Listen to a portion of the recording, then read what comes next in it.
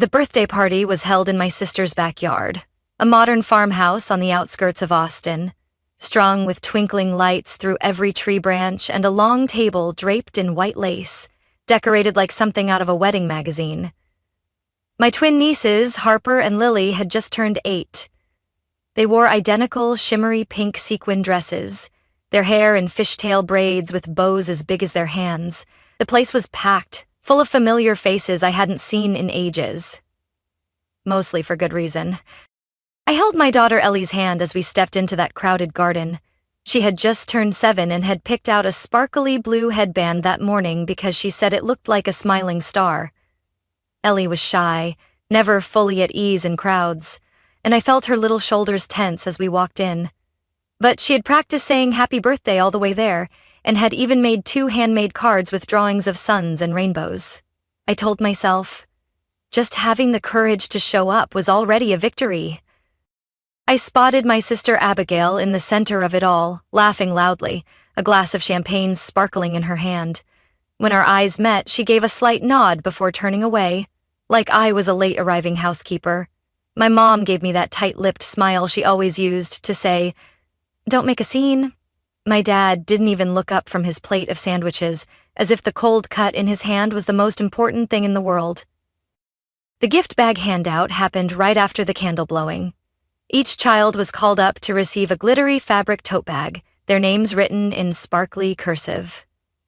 I caught glimpses of the gifts inside: mini stuffed animals, handmade bracelets, imported lollipops, personalized water bottles with their initials. The delighted squeals sounded like a second Christmas. Then came Ellie's turn. An adult, probably one of my sister's friends, handed her a small, crumpled white paper bag. No decorations, just a crooked yellow sticky note on the front, scribbled in black marker. "Try harder next time." I saw Ellie pause. She looked at the bag like she was trying to misread it, like it had to be a joke, but no friendly laughter followed. She opened the bag slowly, as if still hoping there was something kind inside. A broken pencil, a discolored mint, and a dirty gray eraser. Nothing else. No note, no explanation. She turned to me, her eyes were shining, her hand squeezing mine. I knew that feeling, that gut-level confusion, that sense of having done something wrong without knowing what. I heard Abigail burst out laughing, that sharp-edged laugh she used when she thought she was being funny. "She's been a little extra lately," she said, like telling a joke. Crying, interrupting, too sensitive about little things. This was just a gentle reminder. My mom chuckled along. "Honestly, it's good for her, Nancy. You baby her too much." My dad grunted, like it was all just a dumb play he was being forced to sit through. I looked down at Ellie. She was trying to smile, that twisted kind of smile kids use when they're trying to hold in tears. No one else in that crowd seemed to notice. Or worse, they noticed and still chose to laugh. Jason, my husband, was standing beside me. He didn't say a word, just gently took the bag from Ellie's hands and said, voice low but steady, "Let's go get you a real treat." We took Ellie's hands and walked out of that party, quietly but with purpose, like people leaving a house that was already smoldering. No one stopped us, no one called out, not even Abigail bothered to turn her head. And I understood. This wasn't a party anymore. This was a warning, and a final line. On the drive home, Ellie sat silently in the back seat, hugging the torn white bag like she was still trying to figure out what had just happened. I caught Jason's eyes in the rearview mirror, calm but stormy. No one spoke. Even the car radio had been turned off at some point, leaving space for a strange kind of silence. Not uncomfortable, just like the 3 of us were all holding our breath, waiting for something to break. When we got home, Ellie didn't run to her room like she usually did. She placed the gift bag on the table, pulled off the sparkly headband, and climbed onto the couch, curling up under the thin Thanksgiving throw Jason had given her last year. She was still holding the 2 crayon-colored cards. The stars she'd drawn looked smudged now, like they were melting into each other. "Was it because I forgot to say thank you?" Ellie asked, her voice barely a breath, eyes still on the card. I felt my heart tighten. I sat beside her, gently touching her hand. No, Ellie, it wasn't your fault. It wasn't because you forgot anything. I paused to make sure my voice was clear, firm. Some people forget how to be kind, and that has nothing to do with you. She nodded. Barely. Then she pulled the card to her chest like it was a paper shield. But if I had drawn it better, maybe they would have liked it more. I wanted to say something strong, something that would make it all better, that love isn't something you should have to earn. But I couldn't find the words that felt right. I just pulled her into my arms and held her tight, as if I could block out every careless word that had ever been thrown at her heart. When Ellie drifted off to sleep in my arms, Jason came in with 2 mugs of hot tea. He sat across from me, thoughtful. This, he said, wasn't about a paper bag. I nodded. I know. How many times has it been now? He asked, not needing an answer. The time you brought pie to Thanksgiving and your mom said it was too salty, the time your sister said Ellie dressed weird, the time your dad told her to toughen up instead of crying at loud noises. I sighed. I used to hope they'd change. For Ellie. I thought, if I was patient enough, kind enough, one day they'd see her for who she really is. Jason set his mug down. But they don't. They don't want to. Because if they see Ellie, they'd have to admit they were wrong about how they treated you. I looked back at my daughter, sleeping soundly, still holding her card like it was a dream she didn't want to let go. I can't let this happen again. Jason said nothing, but I saw him nod, not in permission, but in silent agreement, like a vow. I stood up and walked to the drawer in my home office, the one where I kept temporary things I once thought I'd deal with someday. The utility bills I'd paid for my parents when they forgot, the texts from my sister asking me to watch the twins so she could take a week off from the stress. The promise to pay me back for the roof repairs after the storm, that still hung in the air. I had printed it all out, neatly organized in a nameless folder. Quietly, I opened the lid, pulled out a blank page and a marker.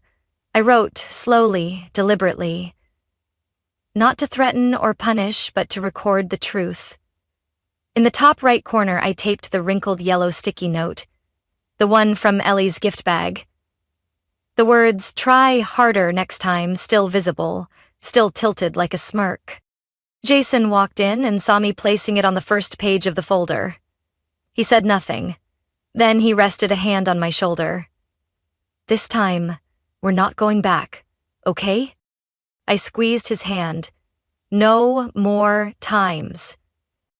That night, I didn't sleep. I sat beside Ellie's bed listening to her steady breaths. In the dark, I thought of all the times I'd stayed quiet. All the times I was told I was too sensitive, too demanding, overreacting. And I swallowed it, afraid of making things worse. But this wasn't about me anymore. This was about Ellie. And Ellie deserved a different beginning. Tomorrow, I'd start clearing things out, both the house and my heart. But tonight, I just sat there, keeping watch over her peaceful sleep, and whispered a promise. No one will hurt her again, not as long as I still have breath in my chest. I grew up in a 4-bedroom house with 3 witnesses to the fact that I was always the one left out.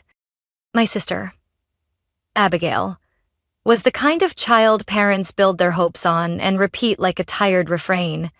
Straight A student, hair always neat, knew how to talk to adults, and never made a fuss.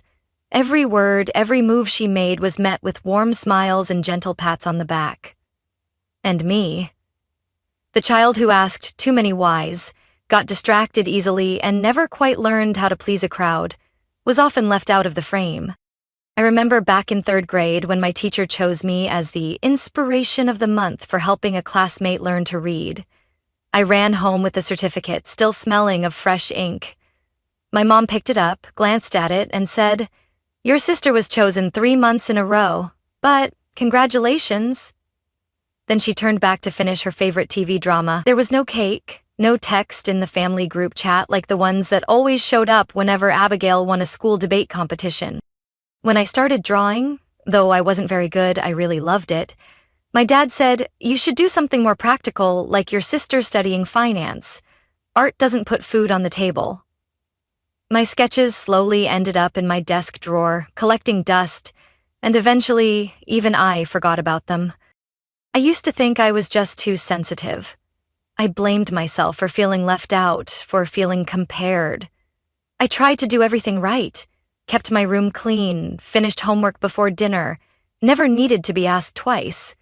But it was never enough. I was still the one stuck in the front seat whenever we went on family trips, because the better seats were for Abigail. She gets carsick easily. I was still the one who had to give up my favorite food because your sister really enjoys that dish. My feelings were never seen as valid. When I cried after my best friend turned her back on me, my mom said, "What did you do to upset her? Don't overcomplicate things." When I said I felt sad for no reason, she sighed, "Kids these days always think something's wrong just to get attention." No one ever asked why I was sad. They just wanted me to stop so they wouldn't be bothered. I grew up believing that love was something to be earned, that I was only worth caring about when I wasn't a burden, when I did everything right. And if I ever felt hurt, it was my fault for being too sensitive. It wasn't until college, when I finally got out of that thick atmosphere, that I realized not all families are like that. I met Jason my senior year. He was the first person who really listened without interrupting or brushing me off with empty advice. The first time I cried because I missed home, even though I couldn't think of a single thing I missed, he simply rested his hand on my back, saying nothing. He didn't need to. The first time Jason met my family, he stayed quiet through the entire dinner. Then, once we got in the car, he said, "I get it." I didn't have to explain. The way my mom asked all about Abigail's work but forgot to ask what I did. The way my dad bragged to Jason about his successful daughter without ever looking in my direction. He saw everything. And then Ellie came along. Her arrival made me believe I could change things. I wanted her to have what I never did. A full family, holiday gatherings, memories with grandparents, aunts and uncles. I forgave my mom, my dad, Abigail, or at least tried to set aside the hurt so Ellie wouldn't miss out. I ignored the sarcastic comments about my parenting, her outfit choices, the way she didn't like being hugged. I brushed off the times Ellie looked at me with wide eyes and asked, "Mom, why does Grandma shake her head like that when I talk?" I kept telling myself, if I'm patient enough, kind enough, they'll come to accept Ellie, love her, change. Until that day. The gift bag with the yellow note. Ellie's strained smile. Abigail's gleeful laugh. And I realized I was wrong. The pattern didn't start with Ellie. It started with me. And if I did nothing, it wouldn't stop with her. That wasn't just a party. It was a perfect reenactment of what I'd lived through.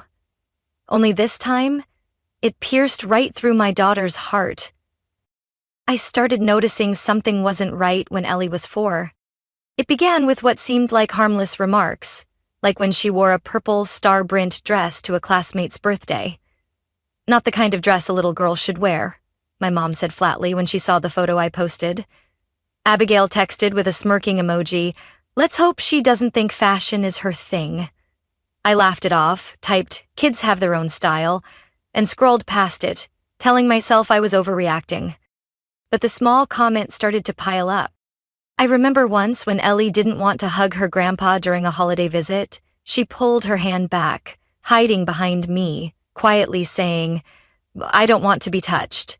My mom frowned and said loudly in front of everyone, "Kids these days are so rude. Who's going to love her acting like that?" Abigail burst out laughing. "Guess she takes after her mom, so emotional and loves controlling people." I spoke up gently, explained that Ellie had sensitivity to physical touch and needed her boundaries respected. My parents just looked confused and irritated. "You're teaching her to reject basic manners," my dad said, with a tone like it was absolute truth. I tried to explain how Ellie reacts to loud sounds, how she needs time to adjust to new people, that this was part of how she experiences the world. But no one listened. Every time I set a boundary to protect her, I got labeled again. Overprotective, snowplow mom, too intense. One Christmas gathering, Abigail put a loud toy right in front of Ellie, one I'd specifically asked not to bring. Ellie startled, covered her ears, and burst into tears. Instead of apologizing, Abigail stared at me and shrugged. This is called real-world training. Life doesn't come with a volume control. I held Ellie close, feeling her whole body shake. As I carried her out of the living room, I heard my mother whisper behind me, "She always overreacts to everything." I don't remember how many times I've left that house with Ellie in my arms and my chest tight. But I remember the familiar feeling, just like when I was called complicated, too emotional, uncontrollable. Only now, it was my daughter. I used to think I was strong enough to endure it, wise enough to separate past from present. But I was wrong. The way they treated me is now being replayed with Ellie. Different name, same script. And like me back then, Ellie has started to learn how to shrink herself, stay quiet, wait for the right moment to speak. One afternoon when Ellie was 6, she brought home a watercolor painting, soft spirals and purples and blues blending together. I asked, "What did you paint?" She said, "I painted my feelings, because I don't know how to say them." I froze. I saw myself in that answer, a child who once had to draw emotions because no one gave her permission to speak them. That night I called Abigail. I tried to stay calm, explained that the teasing was affecting Ellie, that she needed to be treated with respect. The reply I got was a dry laugh. "Auntie, are you serious? If kids can't handle a few comments, how are they going to survive life? Stop projecting your feelings onto your daughter." I hung up. Jason was next to me, eyes still on his laptop, but his voice low and steady. "How many times have they told you you're imagining the problem?" I didn't answer. I was thinking of Ellie. What kind of person she'd become if I kept letting her be pulled into this cycle. I knew the question would come. Is it worth cutting ties?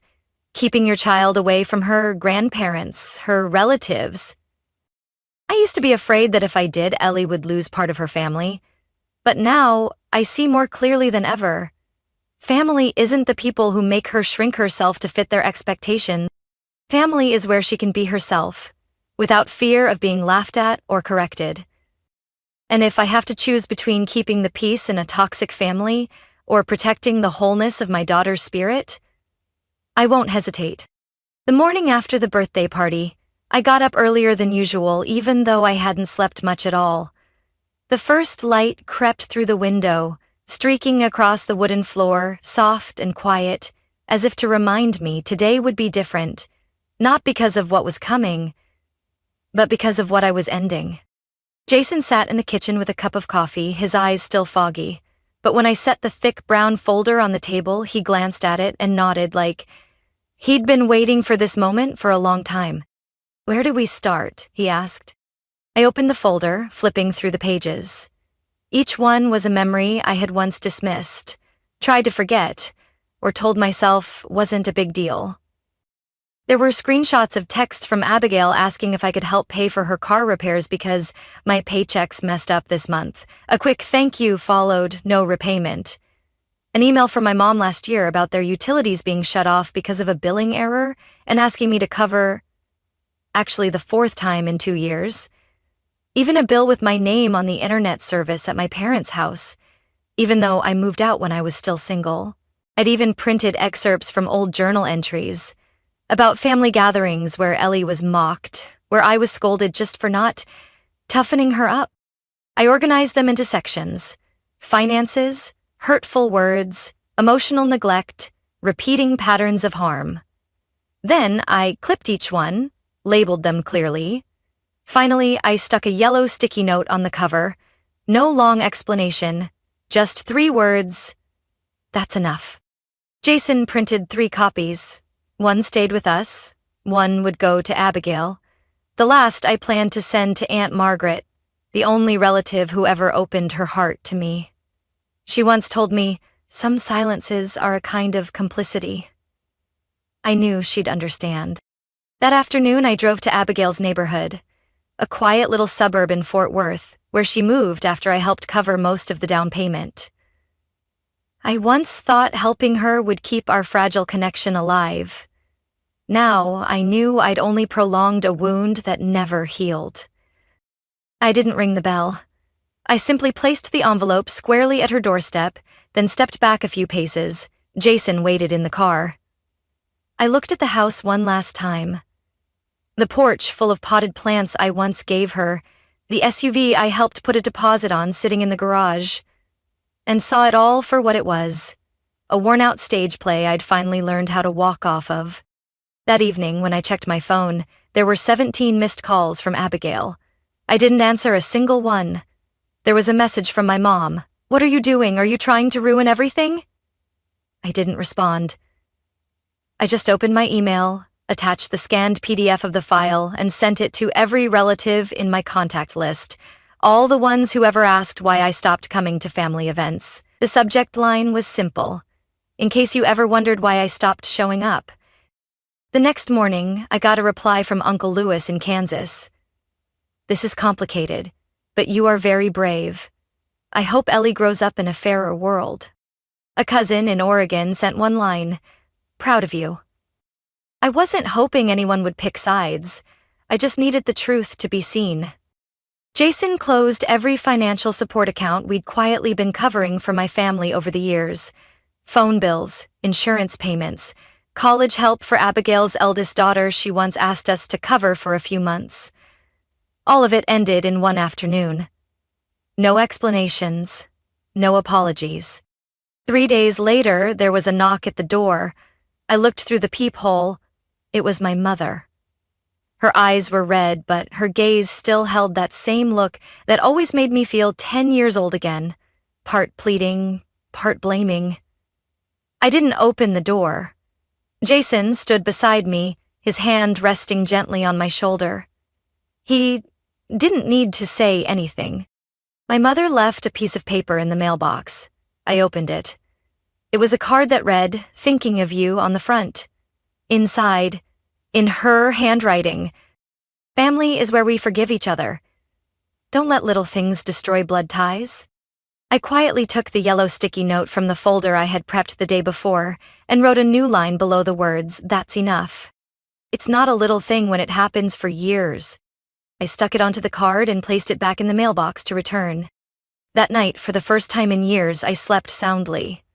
No dreams, no second guessing, just quiet. And in that quiet, I finally heard something I'd never been allowed to hear as a child. The sound of my own voice, clear and unwavering.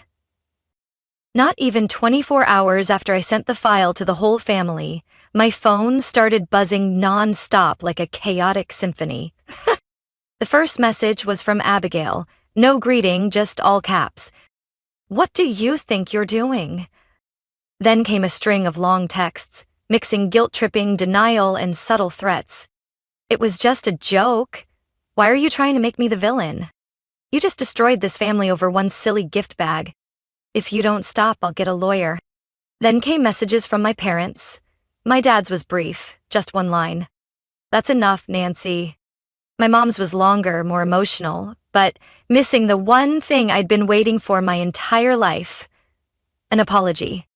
She sent an email, along with a handwritten letter through the mail, with the subject line, "Let the past rest." I opened the envelope while Ellie was napping on the sofa, curled under a knit blanket, holding her favorite teddy bear. Jason was working in the backyard, and for a moment, the house was so quiet it felt like it was holding its breath with me. My mother's letter was written on cream-colored stationery with floral borders, her handwriting still neat and precise, just like when she used to correct my homework in first grade.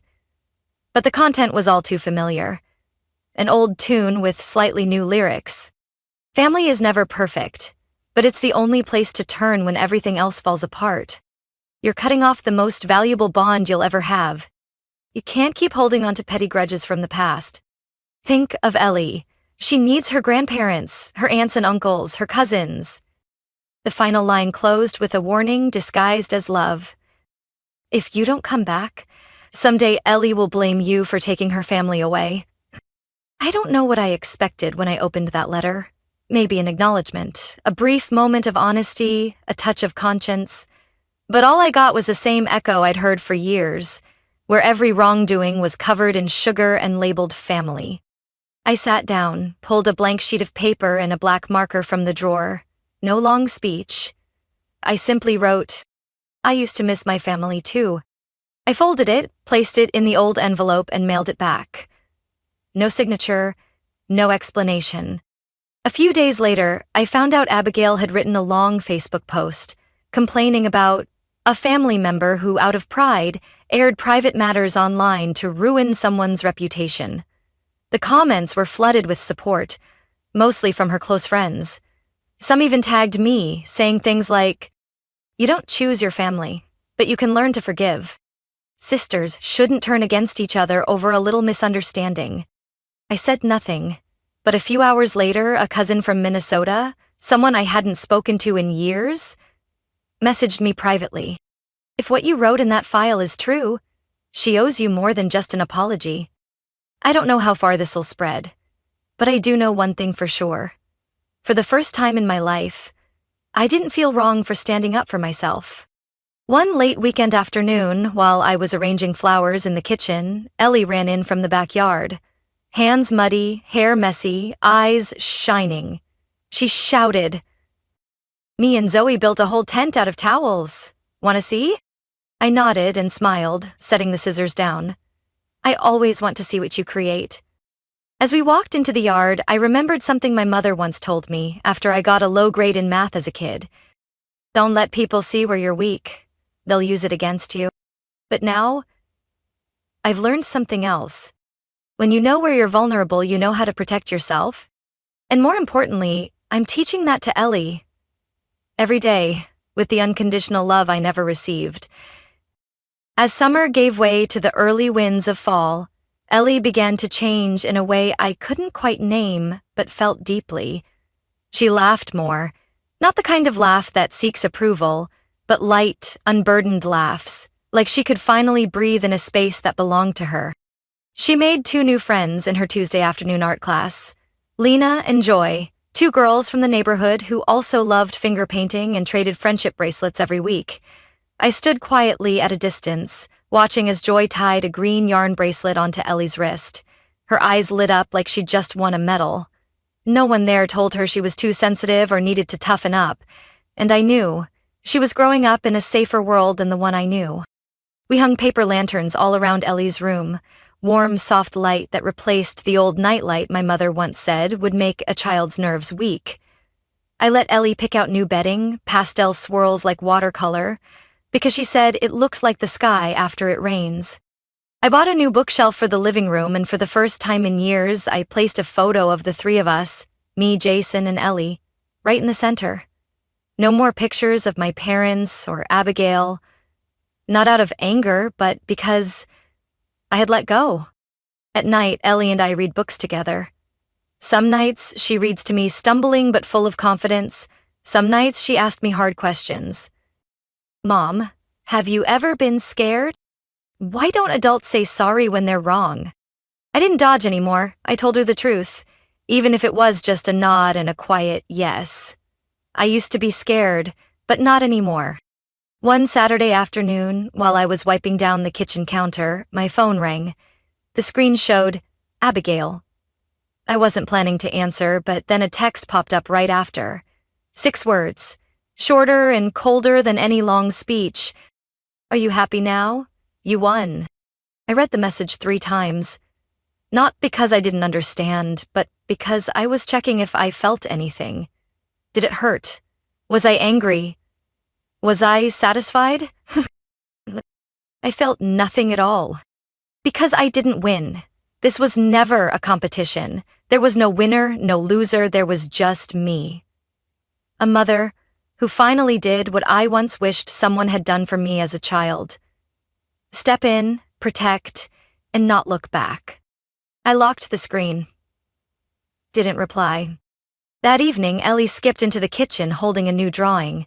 She had painted a small house, surrounded by a rainbow garden with 3 stick figures holding hands in front, a long-hand one, a bearded one, and a smiling child. On the roof, she'd written, "Where I get to be myself." I pinned it on the fridge, right next to the weekly meal plan and scribbled work notes. It was an ordinary moment, but to me, it was a miracle. A few weeks later, Ellie was invited to speak at her school's family day, where each student picked one loved one to sit beside them while they read something they'd written. She chose me. Her piece was only 3 sentences long. Home is where I'm trusted and loved. My mom is my home. And that's where I feel safe. I tried not to cry, but the tears still came, not from pain, but from relief. That night, when Jason took us out for ice cream, Ellie asked, "Mom, if Aunt Abigail texts you again, will you be mad?" I smiled, gently brushing her hair. "No, I won't be mad, but I don't need to reply either. Because sometimes the strongest thing we can do is stay silent and keep living well." Ellie nodded, then whispered, "I want to live well too. Just like you." I turned to Jason and caught his quiet smile. The kind of smile from someone who knows, deep down, that we did the right thing. In the soft calm of the car driving through the night, I realized I didn't need anyone's approval. I didn't need someone to say, "Nancy was right." Because I already had the clearest proof. A child growing up with trust, safety, and unconditional love. That night, after Ellie had fallen asleep, I sat alone in my home office. The soft yellow light from my desk lamp cast a glow on old sticky notes, calendar pages marked with red circles, therapy appointments, parent-teacher meetings, the day of that unforgettable birthday party. Everything was behind us now. Life for me and Ellie had become peaceful, measured in small moments. Her laughter in the kitchen while baking cookies, the soft gurgle of water from the little fish tank Jason had just set up, the warm shimmer of paper lanterns each night. But in the quietest moments like this one, something still crept in. A question, like a silent shadow. Did I do the right thing? I won't deny that cutting ties with my own family was the hardest thing I've ever done. There were nights I lay awake, not out of regret, but out of ache. I wondered, if I had explained more, if I had cried in front of them, if I had pleaded, would they have changed? Should I have reacted more strongly at the party? Called it out in front of everyone? Protected Ellie with a bold public stand? Or was walking away in silence the strongest thing I could have done? I chose not to speak. Not because I was weak, but because I'd been through enough endless arguments. I didn't need to win a small fight when what I wanted was a lifetime of peace for my daughter. Sometimes I think about my mother, about the things she never said, about how she told me, "Don't make things messy," instead of asking, "Are you okay?" I think about my father, always silent, never stepping in, even when his eyes flickered during Abigail's jabs at dinner. He knew, but he chose silence. I don't want Ellie to grow up in a world like that, a world where silence is mistaken for peace and expressing emotions is seen as too much.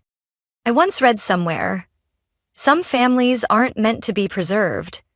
They're meant to be let go.